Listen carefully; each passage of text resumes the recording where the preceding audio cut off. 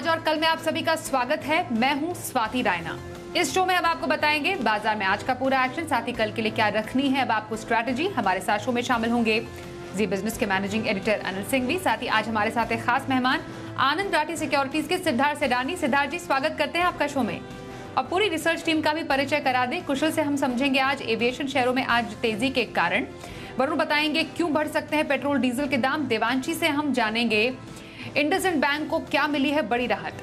बातचीत शुरू करेंगे उससे पहले आज के कारोबार पर एक नजर डाल लेते हैं। तो बाजार में बुधवार को बहार देखने को मिली। सेंसेक्स में हमने देखा 1200 से ज्यादा अंकों की तेजी के साथ 54,650 के करीब जाकर क्लोजिंग हुई। वहीं निफ्टी 330 अंकों की तेजी के साथ 16,345 के स्तर पर बंद हुआ। बैंक निफ्टी की बात करें, वहां भी तेजी का रुख कायम रहा। बैंक निफ्टी 650 से ज्यादा अंकों की तेजी के साथ 33,800 के पार बंद होने में रहा कामयाब। उधर एफआईआईज और डीआईआईज की तरफ से क्या आंकड़े आज सामने आ रहे हैं, समझते हैं। एफआईआईज, विदेशी संस्थागत निवेशकों ने कैश मार्केट में करीब 4,818 करोड़ रुपए की बिकवाली की है, तो वहीं डीआईआईज की तरफ से करीब 3,275 करोड़ रुपए की खरीदारी के आंकड़े आ रहे हैं। और आइए एडिटर्स टेक में अनिल जी से समझते हैं बाजार में आज आई शानदार तेजी की वजहें।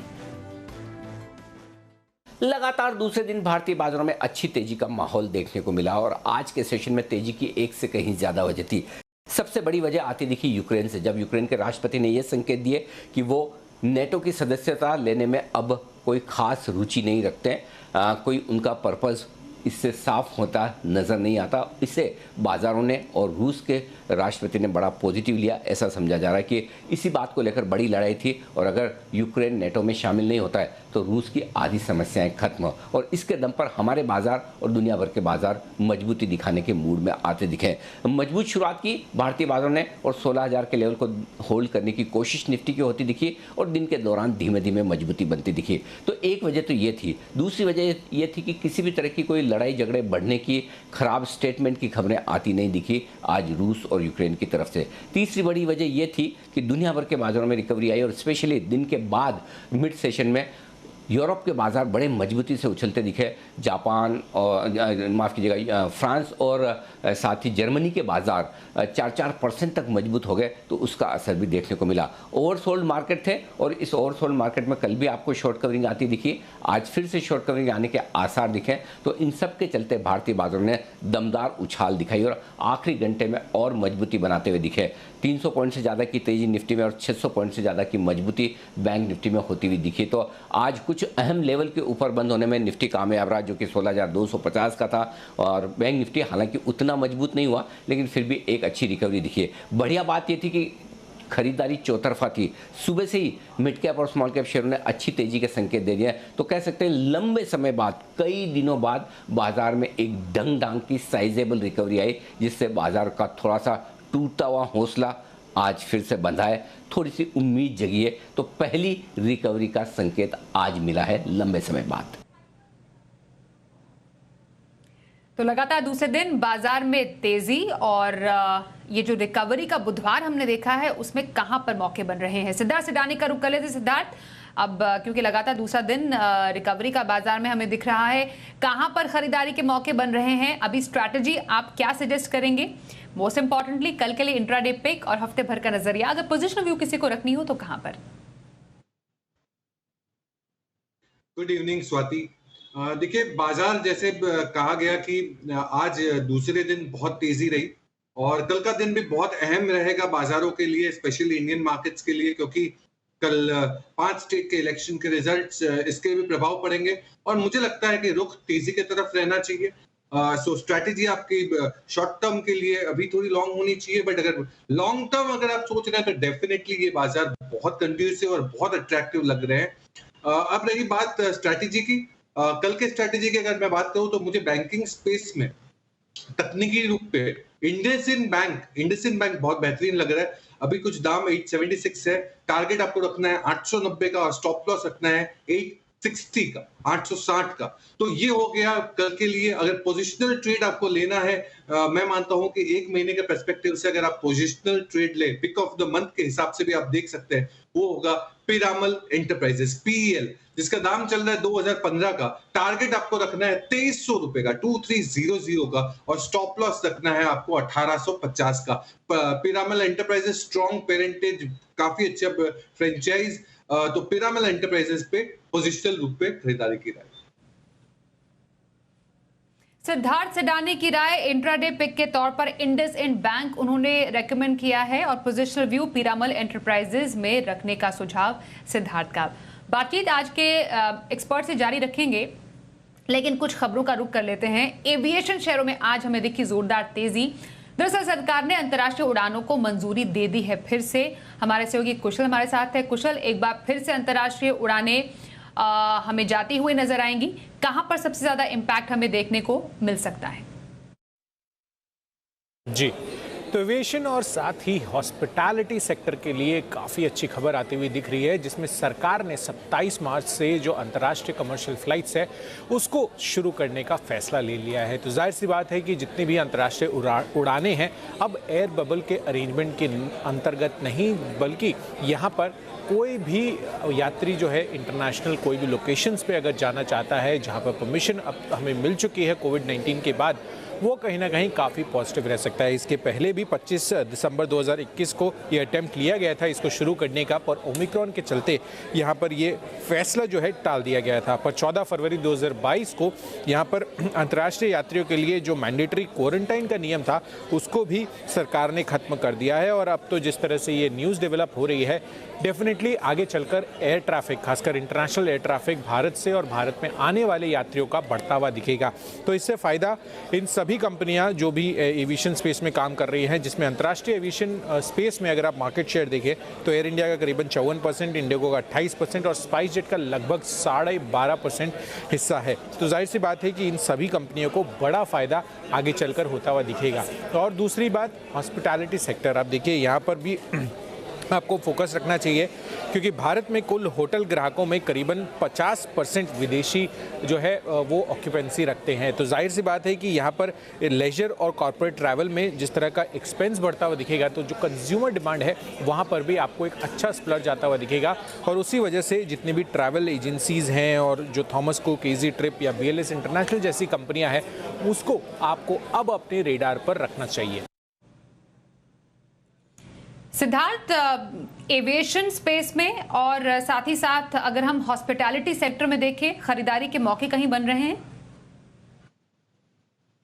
बिल्कुल, एविएशन स्पेस तो डेफिनेटली दमदार रह सकता है। बट स्वाति, मैं मानता हूं कि एविएशन स्पेस में आपको अगर शॉर्ट टर्म बेट्स लेने हो तो वो ज्यादा बेहतर रह सकते हैं। और हॉस्पिटैलिटी स्पेस में तो जैसे कि ईज माई ट्रिप, इजी ट्रिप प्लानर जिसे हम कहते हैं, बहुत ही बेहतरीन कंपनी है। इस कंपनी पे आप ध्यान दे सकते हैं। साथ ही साथ अगर देखा जाए तो एकमात्र कंपनी जो हॉस्पिटैलिटी स्पेस की सबसे बेहतरीन कंपनी मैं मानता हूं वो है इंडियन होटल्स। ये कंपनी भी बहुत ही बेहतरीन हो सकती है। Taj group of hotels, Vivanta, Ginger hotels और कई सारे ऑनलाइन बिजनेस जो बहुत बेहतरीन कर रहे हैं। एवरेज रूम रेट्स इंप्रूव हो रहे हैं, साथ ही साथ ऑक्यूपेंसी इंप्रूव हो रहे हैं। तो मुझे लगता है कि ये जो 27 मार्च के बाद जो विदेश जाने की जो इनबाउंड आउटबाउंड ट्रैवल बढ़ेगी, इससे काफी फायदा होगा इंडियन होटल को। इंडियन होटल्स को बेहतरीन फायदा होने की उम्मीद, सिद्धार्थ सडानी की राय। अंतर्राष्ट्रीय उड़ानें एक बार फिर से शुरू होने का एक बड़ा इंपैक्ट इस शेयर पर देखने को मिल सकता है। अब आगे बढ़ते हैं। कच्चे तेल की बढ़ती कीमतों के बीच सरकार अब जल्द पेट्रोल और डीजल की कीमतें बढ़ा सकती है, लेकिन कितना महंगा होगा तेल, ये समझते हैं हमारे सहयोगी वरुण दुबे हमारे साथ। वरुण, कच्चे तेल की बढ़ी कीमतें, बढ़ती महंगाई और इस बीच महंगा होता तेल, कीमतें कहां तक जा सकती हैं? देखिए, एक लंबे समय से अगर आप देखेंगे तो पेट्रोल और डीजल के दामों में कोई बदलाव नहीं हुआ है। पिछली बार अगर आपको याद हो तो दिवाली के वक्त सरकार ने पेट्रोल और डीजल पे एक्साइज की कटौती की थी और उसके बाद काफ़ी सारे राज्यों ने भी अपने वैट जो है उसमें कमी की थी और उसके बाद आपने देखा था कि पेट्रोल और डीजल के दाम जो है उसमें कमी आई थी। लेकिन उसके बाद से अगर आप देखेंगे तो पेट्रोल और डीजल के दाम में कोई भी बढ़त या कमी नहीं हुई है, यानी कि कोई भी बदलाव नहीं हुआ है। लेकिन इसी बीच अगर आप देखेंगे तो कच्चा तेल, इसके दाम में अच्छी खासी बढ़ोतरी हुई है।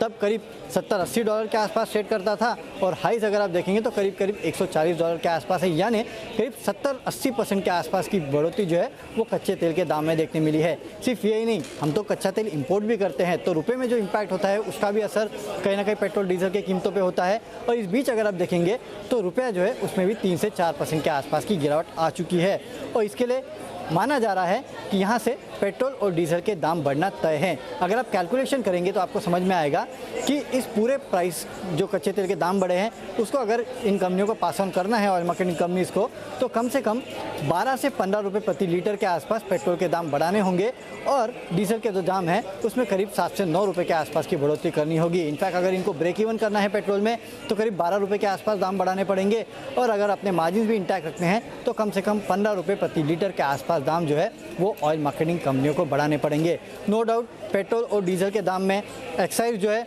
वो करीब 25 से 29% और वैट जो है राज्यों के ऊपर डिपेंड करता है, करीब 15 से 20% के आसपास होता है। तो अगर एक्साइज और वैट पे कोई कटौती की गई तो थोड़ी बहुत राहत मिल सकती है। अगर ऐसा नहीं हुआ तो मजबूरन इन कंपनियों को दाम जो है वो बढ़ाने ही पड़ेंगे, क्योंकि कच्चे तेल के दाम जो है उसमें तगड़ा उछाल पिछले कुछ समय में देखने मिला है। चलिए आगे बढ़ते हैं और एक शेयर जहां पर आज ज्यादा तेजी देखी गई वो था इंडसइंड बैंक। दरअसल बिना मांगे लोन देने के मामले में इंडसइंड बैंक को बड़ी राहत की खबर है। क्या राहत है ये, हमारी सहयोगी देवांशी इससे बता रही है। बताइए देवांशी। जी बिल्कुल, आज इंडसइंड बैंक में अच्छी तेज़ी देखने मिली। दरअसल डेलॉयट की जो रिव्यू रिपोर्ट है वो कंपनी ने एक्सचेंजेस के साथ शेयर की है। सबसे पहले मैं आपको पूरा मामला बता देती हूँ। ये कोविड के समय पे यानी कि 1 मार्च 2020 से लेके 31 अक्टूबर 2021 के बीच में काफ़ी लोन एवरग्रीनिंग होती हुई दिखी थी, ये आरोप लगे थे और कंपनी ने एक टेक्निकल ग्लिच के कारण कई सारे अपने कस्टमर्स को उनके बिना किसी कंसेंट के लोन्स डिस्बर्स किए थे। करीब 84,000 कस्टमर्स थे जिनको लोन डिस्बर्स करने में आए थे और विसल ब्लोअर ने इसकी शिकायत की थी और उसके बाद एक इंडिपेंडेंट रिव्यू के लिए डेलॉयट को नियुक्त किया गया था। इसकी जो रिव्यू रिपोर्ट है वो फाइनली सामने आती हुई दिख रही है और इसकी जो हाइलाइट्स है वो कंपनी ने शेयर किए हैं। उनका ये कहना है कि सबसे पहले ये जो तकनीकी खराबी हुई थी, जो टेक्निकल ग्लिच हुआ था, वो overall IT change management process gap के चलते होता हुआ दिखा था। तो उसमें काफ़ी सुधार किया जाए, ये सुझाव आता हुआ दिख रहा है। सबसे इम्पॉर्टेंट बात यह है कि जो लोन्स डिस्पर्स किए गए थे उनमें कोई कंप्लायंस इश्यू नहीं था, जो काफ़ी पॉजिटिव और रिलीफ की बात थी। दूसरी बात, बहुत ही मिनिमल अमाउंट था, करीब 8.87 करोड़ का अगर आप प्रोविजन हटा देते हैं तो नेट इम्पैक्ट जो है वो काफ़ी मिनिमल होता हुआ दिख रहा है। जो लोन राशि दी गई थी वो एक और रिलीफ की बात आती हुई दिख रही है। और इसके साथ ही कंपनी का ये भी कहना है कि टोटल अकाउंटिंग टर्म्स में उनका जो लॉस हो सकता है, इम्पैक्ट हो सकता है, वो करीब 13.5 करोड़ का गिना जा रहा है। इसकी प्रोविजनिंग कंपनी आने वाले जो तिमाही यानी कि Q4 में इसकी प्रोविजनिंग कर देगी, जो एक और रिलीफ की बात आती हुई दिख रही है। और क्योंकि कोई कंप्लायंस इश्यूज नहीं थे, ये केवल एक टेक्निकल ग्लिच के चलते होता हुआ दिखा था, इसी के चलते इंडसइंड बैंक के लिए पॉजिटिव है और इसके चलते आज थोड़ी सी रैली इस स्टॉक में भी देखने मिली थी। सिद्धार्थ जी, इंडसइंड बैंक में क्या करें? देखिए स्वाति, इंडसइंड बैंक का तो मेरा कल का ही कॉल है। मैं मानता हूं कि इस पे तेजी करनी चाहिए। आपको टारगेट रखना चाहिए 890 रुपए का और स्टॉप लॉस रखना चाहिए 860 रुपए का। प्राइवेट बैंकिंग स्पेस में बहुत तेजी है और इंडसइंड में ये खबर के कारण भी एक तेजी रह सकती है। सो डेफिनेटली खरीदारी की राय है कल के लिए, बट स्टॉप लॉस जरूर फॉलो करें क्योंकि मार्केट काफी ज्यादा वॉलेटाइल है। किस इंडसइंड बैंक पे पर स्ट्रिक्ट स्टॉप लॉस की तैयारी के साथ आगे बढ़ते हैं। अब आईटी सेक्टर की दिग्गज कंपनी टाटा कंसल्टेंसी सर्विसेज यानी टीसीएस का शेयर बायबैक ऑफर खुल गया है और ये 23 मार्च को अब बंद होगा। और इसी पर जी बिजनेस के मैनेजिंग एडिटर अनिल सिंघवी की क्या राय है, सुनिए। जो लोग खाली टीसीएस के लिहाज से किसी भी भाव में लेकर भी बैठे तो चिंता मत कीजिए, डरिए मत। इतना डरेंगे तो कभी आप स्टॉक मार्केट में इतनी कैलकुलेशन के साथ कर रहे हैं फिर भी अगर नुकसान हो जाएगा तो फिर, क्योंकि अगर 6 शेयर ही एक्सेप्ट हुए तब भी आपकी कॉस्ट 3600 रुपए है, 3600, तो अभी के भाव से 100 रुपए टीसीएस बढ़ने में कितना वक्त लगता है? एक दिन में हो जाएगा, ठीक है ना। सो इसलिए आपको नुकसान नहीं होगा, ये भरोसा रखिए। 3700 के ऊपर आप भाव आते तो आप वैसे भी प्रॉफिट में हो जाते हैं क्योंकि आपके 8 शेयर तो वहां जाएंगे। और अगर 6 के बजाय 8 शेयर, 10 शेयर, 12 शेयर एक्सेप्ट हो गए तो फिर कहना ही क्या। मुझे इस बात का पूरा भरोसा है कि टीसीएस में आपने अगर 3800 रुपए तक भी खरीदा है, 3900 तक भी खरीदा है, तो आपको नुकसान नहीं होगा, निश्चिंत रहे। जितने शेयर आपके एक्सेप्ट हो जाएंगे, एक्सेप्ट होने के बाद बाकी आएंगे, वो मार्केट प्राइस आपकी 3600 रुपए के आसपास, 3700 रुपए, 3500 रुपए जो भी मिलेगी उसमें आप प्रॉफिट में रहेंगे। और तब भी मैं कहूँगा आप बेचे मत, ये पोर्टफोलियो में रखने वाला स्टॉक है। पिछले 3 बार के 4 बार के जितने भी आपके ये 3 बार के जो हमने एनालिसिस किए हैं बायबैक के, और वो बायबैक के पूरे रिकॉर्ड ये बता रहे हैं कि इस बार भी पूरी संभावनाएं बनती कि साल 1.5-2 साल में आप टीसीएस 4,500 के ऊपर देखेंगे। तब आप सोचिए कितना प्रॉफिट बनेगा। और तब आपका प्रॉफिट 20 से 25% बनता है। 20% प्रॉफिट अगर एफडी के रिटर्न से कंपेयर करें या टीसीएस जैसी हाई क्वालिटी कंपनी से में देखें तो किसी भी लिहाज से कम नहीं है। तो आई एम श्योर अगर मैंने इतना टाइम लगाया कल आपको नहीं बताया तो उसके पीछे रीज़न ये था कि इतनी सारी कैलकुलेशन, सारी इन्फॉर्मेशन लेके आपके सामने रखनी जरूरी थी। तो प्लीज़ टीसीएस को लेकर निश्चिंत रहें। और अगर टीसीएस को लेकर स्ट्रेस आपको बहुत आता है और आपको लगता है कि ये क्या हो गया, मैं तो लुट गया, बर्बाद हो गया, तो प्लीज़ ये समझ लीजिए स्टॉक मार्केट आपके लिए नहीं है। तब आपके लिए म्यूचुअल फंड्स के जरिए आप पैसा डालिए, डायरेक्ट इक्विटी में मत करिए। वो आपकी टेम्परामेंट माइंडसेट नहीं है। करेक्ट है ना।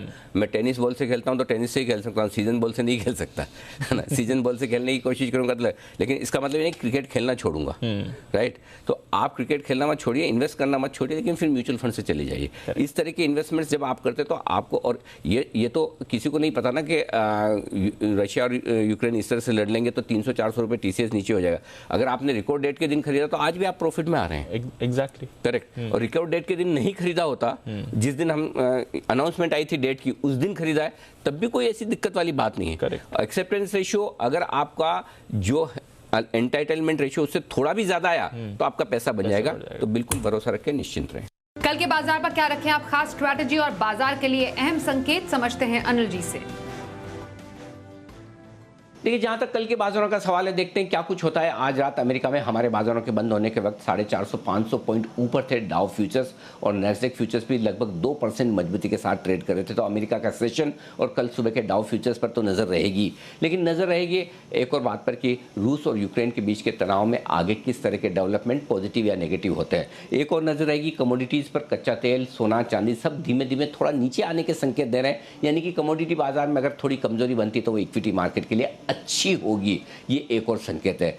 बड़ा संकेत हमारे बाजारों का, एक तो कल वायदा कारोबार की हफ्ते की एक्सपायरी है, और अब आप देखिए एक्सपायरी के पहले 2 दिन शॉर्ट कवरिंग हुई। अब बाजार उतने हल्के हैं नहीं, हालांकि शॉर्ट्स अब भी है, तो गिरावट के लिए आपके लिए जगह कम है, लेकिन देखते हैं और कितनी शॉर्ट कवरिंग या हल्की खरीदारी होती है। वो एक बड़ा फैक्टर है एक्सपायरी का। उससे पहले कल सुबह 5 राज्यों के विधानसभा चुनावों के नतीजे आएंगे। नतीजे जिस तरह से बाजार चाहता है, एग्जिट पोल और ओपिनियन पोल के मुताबिक तो वैसे ही आने वाले हैं। स्पेशली यूपी में अगर बीजेपी की सरकार बनने के संकेत साफ होते तो बाजार के लिए थोड़ा मामूली न्यूट्रल से पॉजिटिव होगा, लेकिन अगर वहां सरकार बनने में दिक्कत होती है तो बाजार थोड़ा उस पर नेगेटिव रिएक्शन दे सकता है। 50 से 100 पॉइंट का निफ्टी पर ये तैयारी आपको रखनी होगी। इन सब के बाद एक सबसे बड़ा फैक्टर है, वो है एफआईज की तरफ से बिकवाली का। पिछले 3 दिनों में 7-8 हज़ार करोड़ से ज़्यादा की बिकवाली एफआईज रोज कर रहे हैं। ये पूरा महीना अब तक खराब रहा है। आज जिस तरह की बड़ी तेजी बनी है, एफआईज के आंकड़े आज देखना इंटरेस्टिंग होगा, और उसके दम पर भी बाजार कल अपनी चाल तय करने की कोशिश करेंगे।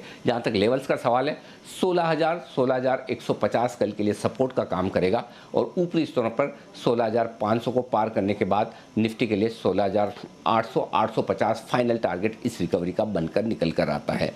बैंक निफ्टी का जहां तक सवाल है, 32,800-33,000 मजबूत सपोर्ट के तौर पर काम करेगा, और एक बार 34,400 34,600 की रेंज में हल्की फुल्की रुकावट है, उसको पार करने के बाद 34,900 35,100 तक जाने की तैयारी बैंक निफ्टी की भी हो सकती है। इन लेवल्स पर आपको रखनी है नजर। आइए अब देखते हैं कल का ऑप्शन।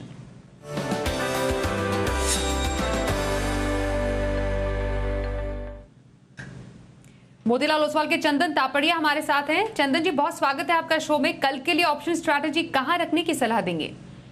बिल्कुल स्वाति जी, बहुत बहुत धन्यवाद। और देखिए, बाजार में पिछले 2 दिनों से अच्छी रिकवरी हुई है और निफ्टी ने एक मेजर सपोर्ट से टर्न लिया है। तो कहीं ना कहीं ऐसा लग रहा है कि 16,666 16,800 तक मोमेंटम बनना चाहिए। तो यहाँ पे 2 ऑप्शन खरीदारी की सलाह रखेंगे। एक रहेगा बीएल आप देखोगे काफी अच्छा कंसोलिडेशन ब्रेकआउट यहाँ पे डेली और वीकली चार्ट में देखने को मिला है। लॉन्ग के बिल्टअप हो रहे हैं, लास्ट सीरीज में काफी अच्छे रोल ओवर थे, और शॉर्ट कवरिंग भी यहाँ पे टूल पकड़ती हुई नजर आ सकती है। तो बीएल में लगभग 235-240 तक के मूवमेंट बनने चाहिए। इसके लिए 225 का कॉल लेने की सलाह रहेगी।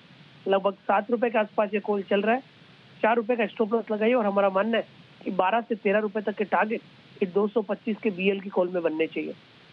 दूसरा ट्रेड रहेगा टेक महिंद्रा। आप देखोगे कहीं ना कहीं आईटी काउंटर्स है, वहाँ पे अच्छी खासी खरीदारी देखने को मिल रही है।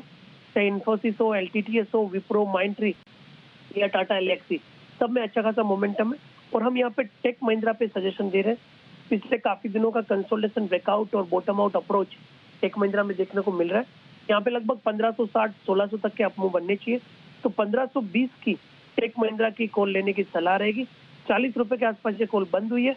27 रुपए का स्टॉप लॉस लगाई और यहाँ पे लगभग 65 से 70 रुपए तक के टारगेट आपको देखने को मिलने चाहिए। तो ये चंदन तापड़िया की राय, उनके 2 ऑप्शन पिक्स उन्होंने बताए हैं। बहुत धन्यवाद चंदन जी, आप हमारे साथ शो में शामिल हुए ऑप्शन स्ट्रैटेजी बताने के लिए कल की। अब सिद्धार्थ आपके पास हम आ रहे हैं और ये समझेंगे आपसे कि कल के लिए किसी को माफ कीजिए, अगर लंबी अवधि का किसी को निवेश करना हो तो लॉन्ग टर्म पिक कौन सी रहेगी आपकी? देखिए स्वाति, लॉन्ग टर्म पिक के हिसाब से मैं अपना ऑल टाइम फेवरेट स्टॉक लाया हूं और वो है दीपक नाइट्राइट। दीपक नाइट्राइट तो मैंने करीबन 200-250 रुपए से अपने जी बिजनेस में रेकमेंड करते जा रहा हूं। आज भी जब 1900-2000 के करीब है तब भी मैं रेकमेंड कर रहा हूं दीपक नाइट्राइट। मल्टी बैगर तो साबित हो ही चुका है, यहां से भी आपको खरीदारी करनी चाहिए लॉन्ग टर्म पर्सपेक्टिव से। ये जो बिजनेस है वो स्पेशलिटी केमिकल का है। फिनॉल एसीटोन ऐसा एक केमिकल है जिसने ये कंपनी ने 3 साल पहले इसका प्रोडक्शन स्टार्ट किया था। ये जो केमिकल है बहुत निश केमिकल है। भारत में मैक्सिमम 90% इंपोर्ट किए जाते थे, अब इंपोर्ट नहीं किए जाते हैं क्योंकि दीपक नाइट्राइट ने बहुत बड़ी कैपेसिटी डेवलप कर ली है पिछले 3 सालों में।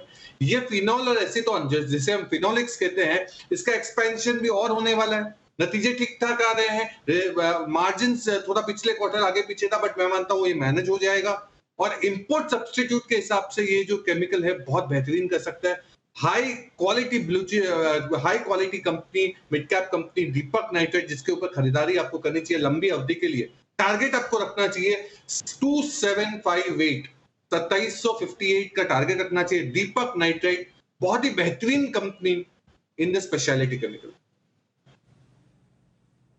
दीपक नाइट्राइट में लंबी अवधि की खरीदारी करने की सलाह सिद्धार्थ सिडानी की। शुक्रिया सिद्धार्थ, आप हमारे साथ आज के शो में शामिल हुए।